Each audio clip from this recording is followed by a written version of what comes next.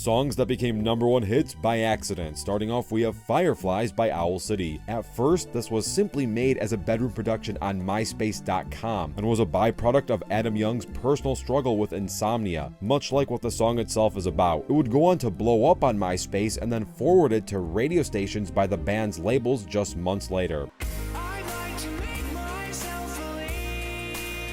Up next is Hungry Heart by Bruce Springsteen. After Bruce met the Ramones in 1979, he would go on to write Hungry Heart with the intention of giving it to the Ramones to perform. However, Springsteen's manager convinced him to keep the song for himself, and it became his first major single hit. Next up is Babe by Styx. Originally written solely by Dennis DeYoung as a birthday present to his wife, however, the record label convinced him and the band to release it as a single and would become their first and only #1 Billboard hit, even if it and another song of theirs about robots created a rift in the band. Babe, I love you.